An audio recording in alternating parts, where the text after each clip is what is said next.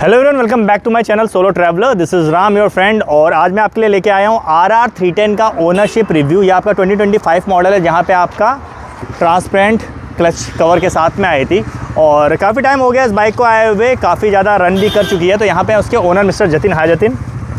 तो ये बताएंगे आपको कि एग्जैक्टली ये जो अपग्रेडेड वर्जन आया है ये कैसा है और इसको आप परचेस कर सकते हो नहीं कर सकते हो, क्या अच्छे पॉइंट्स हैं क्या ख़राब पॉइंट्स हैं। तो ज़्यादा लेट नहीं करते हैं, स्टार्ट करते हैं। तो सबसे पहले तो जतिन आप मुझे ये बताइए कि इसको परचेस किए हुए आपको कितना टाइम हो गया? इसको हो गया अराउंड अक्टूबर में करी थी, 4 महीने हो गए।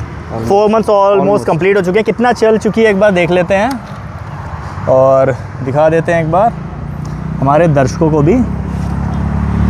तो ये चली है, ये आपकी चली है 3215 किलोमीटर, है ना। तो 4 महीने में 3215 चली है, यानी कि एक सर्विस तो इसकी हो चुकी है, फर्स्ट सर्विस हो चुकी है। और पहले तो मुझे ये बताइए कि RR 310 ही क्यों इस समय मार्केट में जिस प्राइस रेंज में आ रही है? मुझे लगता है आपका तो ये टॉप एडिशन है क्योंकि ये जो कलर स्कीम है और बाकी सारी चीज़ें ये आपकी जो है बिल्कुल प्रीमियम आती है। तो आपकी 3,75,000 या 80,000 के आसपास आई थी। उस रेंज में आपकी RC 390 भी आपकी मिल रही है।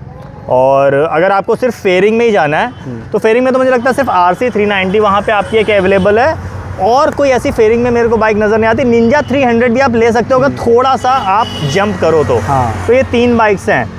तो फिर RR 310 ही क्यों लिया आपने? RC या निंजा पे क्यों नहीं गए? RR 310 का क्या है ना, ओवरऑल ये मेरे को अच्छी लगी। एक तो निंजा का क्या था ना कि कोई अपडेट नहीं था उस वक्त जब ये आई थी। अभी भी नहीं है। अभी भी नहीं है। सिर्फ पावर का क्या, डेली क्या ही उसका अचार डालना। हाँ। तो एक तो इसका ना कंफर्ट बहुत सही है, बस एक चीज़ जो ख़राब है पिलियन सीट, उसको तो बाद में ही बताएंगे। फिलहाल इसका लुक्स जो कि सबसे ज़्यादा मतलब कुल मिला के आपको लुक और कंफर्ट इसका जो है वो बहुत अच्छा पड़ा। और पावर भी अच्छी है। मेरे को इतना रेस वेस का वो नहीं है, मेरे को सुकून चाहिए था और लुक चाहिए था, वो इस बाइक में था। और उस वक्त ऐसा था कि KTM मेरे को जा रहा था, KTM की साइड, घर वालों की साइड से मना हो गया क्योंकि कह रहे थे नहीं KTM नहीं चाहिए। थोड़ा सा है मतलब ऐसा बोलना नहीं चाहिए क्योंकि it's always it's not a bike, it's always a biker कि वो कैसे रिप्रेजेंट कर रहा है बाइक को। वही ना, लेकिन बट फिर भी लोगों के मन में कहा गया KTM को लेके थोड़ा सा, बट वो अच्छी चीज़ नहीं है। बट स्टिल तो कुल मिला के आपको इसके लुक्स हैं और जो डिसेंट पावर आपको मिल रही है और कंफर्ट जो है वो इस बाइक में आपको पसंद आया। तो सबसे पहले तो मेरे को आप ये बताओ, पावर जैसे आपने बोला कि डिसेंट पावर है, तो अगर मैं पावर को कंपेयर करता हूँ तो निंजा के तो आसपास ही ऑलमोस्ट दे रही है। मेरे ख्याल से 39 के आसपास PS की पावर ये आपकी देती है। 38.39 PS के आसपास देती है, तो अच्छी पावर आपको दे रही है। तो आपको कब लगा कुछ कि मतलब बाद में लेने के बाद कि नहीं पावर थोड़ी सी और होनी चाहिए थी? क्योंकि कुछ बाइक्स हैं जो इससे ज़्यादा पावर दे रही है। इवन ट्रायम्फ की जो अभी आई है स्पीड 400 वो भी 40 PS दे रही है। नई वाली जो ड्यूक 390 है या फिर RC है वो आपकी 45-46 PS के आसपास देती है। तो आपको लगी अभी तक कुछ पावर में कमी? ये तो लगी। इनिशियल इसका बढ़ाया है जब इसकी टॉप स्पीड में कम हुआ है। इसका इनिशियल अच्छा खासा फ्रंट स्प्रॉकेट कम किया ना, तो उस वजह से इनिशियल इसका इतना बढ़ा है कि निंजा 300 से भी ड्रैग हुई थी तो उससे भी आगे निकल गई थी। बट टॉप स्पीड में 169 पे इसका लिमिटर है, जो कि बस टॉप स्पीड थोड़ी सी कम गई है। बट मेरे को लगता है सिटी में टॉप स्पीड का उतना यूज होता भी नहीं है। सिटी में आपका एक्सेलरेशन ही ज़्यादा वैल्यू रखता है और वही चीज़ अच्छी है। और बाकी जैसा हमने बताया कि स्पोर्ट्स बाइक है, प्रॉपर एक कमिटेड। एक बार आप बैठ के दिखाओ। हाँ। तो ये चीज़ इस बाइक में अच्छी है कि प्रॉपर एक आपको फुल फेयरिंग के साथ स्पोर्ट्स बाइक मिलती है। फिर भी आप देखोगे तो काफ़ी ज़्यादा कंफर्टेबल है, मतलब उतनी ज़्यादा आपको एग्रेसिव राइडिंग पोजीशन नहीं होता है। आपके यहाँ पे ज़्यादा शोल्डर्स पे पेन नहीं आता, कलाइयों पे पेन नहीं आता, और टूरिंग वूरिंग भी आप कर सकते हो। अभी तक कहीं गए उससे थोड़ा लंबा? हाँ, थोड़ा सा वहीं गए थे रदौली साइड, तो मेरे को ऐसा कुछ भी नहीं था कि कितने किलोमीटर की राइड थी? 100 किलोमीटर की थी आप। तो हैंडलिंग आपको और बाकी जो कंफर्ट है, राइडिंग कंफर्ट कैसा लगा? हैंडलिंग बहुत अच्छी है, गाड़ी की हैंडलिंग बेस्ट है। बस यही है पिलियन सीट का दिक्कत है। हाँ। और वाइब्रेशन का दिक्कत। और आपकी जो राइडर सीट है ये तो बेस्ट है। राइडर सीट का कंफर्ट कोई प्रॉब्लम नहीं आई। पिलियन सीट में आपको लग रहा है कि थोड़ी सी काम करने की ज़रूरत है, बट जितना मेरे को पता है कि भाई स्पोर्ट्स बाइक है तो थोड़ा सा पिलियन सीट का स्पोर्ट्स बाइक में रहता है, क्योंकि अगर आप इसको बहुत ज़्यादा हैवी बना दोगे, चंकियर बना दोगे, तो थोड़ा सा लुक को वो कॉम्प्रोमाइज़ आपको करना पड़ जाएगा। तो वो सारी चीज़ें हैं। बाकी माइलेज कितना मिल रहा है इससे आपको? माइलेज इससे मिल रहा है मेरे को अभी सिटी में अराउंड 30 समथिंग, 30 के आसपास मिल रहा है। 30 के आसपास बहुत आराम से। तब तो काफ़ी अच्छा माइलेज दे रही है जिस हिसाब से परफॉर्मेंस साइड में आपकी आती है, क्योंकि अपाचे है, TVS की अपाचे रेसिंग DNA के साथ में आती है। तो वो सारी चीज़ें। पेट्रोल टैंक छोटा है थोड़ा सा, कुछ प्रॉब्लम हुई अभी तक इससे? पेट्रोल टैंक का क्या है ना, इतना छोटा है जैसे अगर लॉन्ग ट्रिप्स पे जा रहे हैं ना, हाँ। तो पेट्रोल पंप्स पे ब्रेक्स तो अच्छे खासे लेने अच्छे खासे लेने पड़ते हैं। कितने लीटर का पेट्रोल टैंक है 11 इसका? लीटर। 11 लीटर का है और 30 के आसपास आपको माइलेज मिल जाता है। तो आपको ऑलमोस्ट 330 किलोमीटर की रेंज मिल रही है, लेकिन वो भी तब एकदम खाली हो जाएगा तो 250 के बाद से आपको लगता होगा कि फ्यूल करा ले, हाँ। तो थोड़ा सा कम हो जाता है। अगर 300 प्लस मिलता है ऐसा कि 400-800 मिल रहा है, 300 के बाद आप फ्यूलिंग के लिए जाते हो तो वो थोड़ा सा ज़्यादा बेनिफिशियल हो जाता है। अच्छा, व्हाट अबाउट ब्रेकिंग? वैसे तो बहुत अच्छी जैसा है, मैं देख पा रहा हूँ यहाँ पे कि भाई फ्रंट में प्रॉपर बड़ा सा डिस्क प्लेट आपकी लगी हुई है।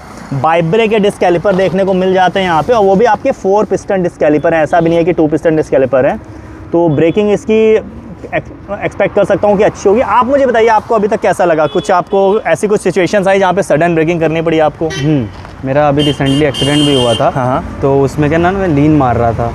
तो क्या था कि स्पीड थी अराउंड 120 समथिंग। तो इसकी ब्रेकिंग ने ही मेरे को बचाया कि कुछ हुआ नहीं। ओके। बाकी थोड़ी साइड फेयरिंग चली गई थी, वो तो जानी है। और हाँ, इसके स्पेयर पार्ट्स वो बहुत महंगे आते हैं। बहुत महंगे स्पेयर पार्ट्स। कितना आपका कॉस्ट आया होगा? अराउंड आया था 30,000 समथिंग, 30,000 रुपये के आसपास। क्या क्या चीज़ें चेंज हुई थी? इसका चेंज हुआ था, मैं बताता हूँ। यही वाला इधर साइड वाला फेयरिंग गया था, नहीं इधर वाला गया था, जिसमें अपना विंगलेट गया था। विंगलेट चला गया था, ये गया था अपना, ये आपका चला गया। ये और हाँ, ये चेंज हुआ था। प्रोटेक्टर्स, शॉकर चेंज हुआ था। शॉकर चेंज हुआ था। ये भी चेंज हुआ था, ये भी चेंज हुआ था। ठीक है, मतलब अपर और फ्रेम हाँ, ये आपका फ्रंट चेंज हुआ था। हाँ। और ये तो नहीं चेंज हुआ था। और ये क्विक शिफ्टर शायद थोड़ा सा बस अच्छा बना दिया, और कुछ नहीं, चेंज नहीं करा था। चेंज नहीं किया, उसका रिपेयर हुआ है। रिपेयर हुआ है तो 30,000 के आसपास आया। मतलब आपको ऐसा लग रहा है कि स्पेयर पार्ट्स जो हैं वो थोड़े से कॉस्टली हैं। सर्विस फर्स्ट सर्विस में कितना चार्ज आया आपका? सर्विस का पहला तो सर्विस चार्ज फ्री रहता है, तो तब मेरे को 2600 to 2700 के आसपास। मतलब जो फ्री सर्विस है वो भी आपको 2600-2700 रुपये की पड़ी है। तो आप इसको बहुत, मतलब ये नहीं बोल सकते, देखो महंगी बाइक है, मैं मानता हूँ आपकी 3 लाख रुपए प्लस की बाइक है। हाँ। और अगर आपको एक अच्छी परफॉर्मेंस बाइक चाहिए, प्रीमियम बाइक दिखनी है, तो भाई प्रीमियम चार्ज देने पड़ेंगे।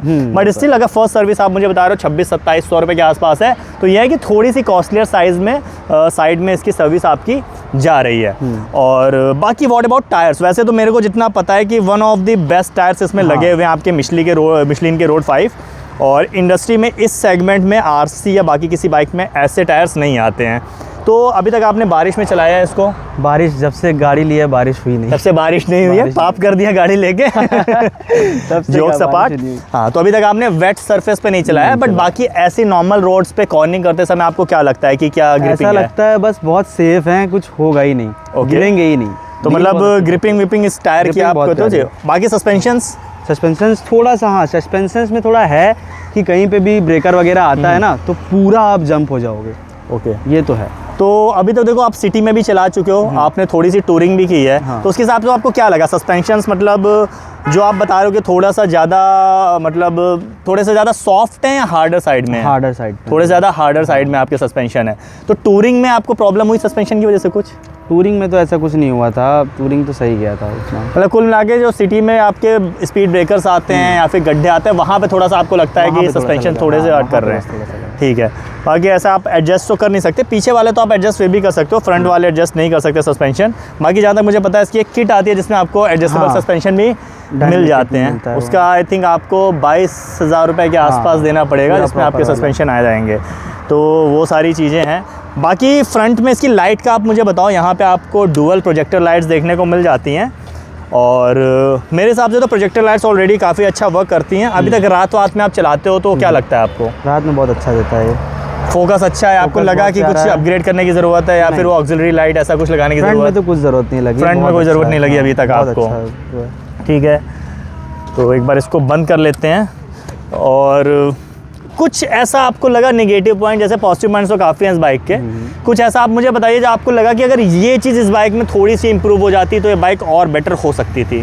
पहली चीज़ तो अपनी पिलियन ही हो गई। पहली चीज़ पिलियन सीट है, यही है कि थोड़ा सा कंफर्ट आपको पिलियन सीट में कमी लगती है कि पिलियन सीट और ज़्यादा कंफर्टेबल होनी चाहिए थी। पिलियन सीट है। दूसरा अपना ये पकड़ लेते हैं कि अगर ये इसको कुछ भी होता है ना, तो ये ये नया नहीं लगता, मतलब नया लगवाना पड़ेगा, टाइट नहीं हो सकता ये, पूरी तरह जाएगा। और वाइब्रेशन, फर्स्ट जब मैंने बाय करी थी ये, तो वाइब्रेशन इश्यूज इतने कम थे कि इतनी स्मूथ लग रही थी। लेकिन अराउंड जब 1500 to 2000 किलोमीटर जैसे ही हुए ना, वाइब्रेशन आ गई।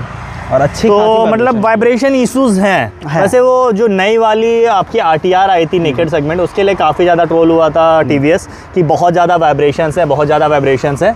बट नई वाली RR 310 में भी आपके वाइब्रेशन इशू फेस हाँ, करना लेकिन आपको पड़ रहा कम है, पहले से कम है। आई थिंक वो बोले थे सेकंड सर्विस में ठीक भी कर देंगे, लेट्स सी क्या होता है सेकंड सर्विस में। तो सेकेंड सर्विस का वेट करते हैं, उसके बाद फिर से आपका एक छोटा सा हाँ फीडबैक लिया जाएगा। बट अभी तक आपको जो दो मेन इश्यूज आ रहे वो आपका कंफर्ट का आ रहा है कि पिलियन हाँ, कंफर्ट थोड़ा सा पिलियन कम है, और दूसरा है कि बाइक में आपको वाइब्रेशंस ज़्यादा देखने को मिलते हैं, वो चीज़ें हैं।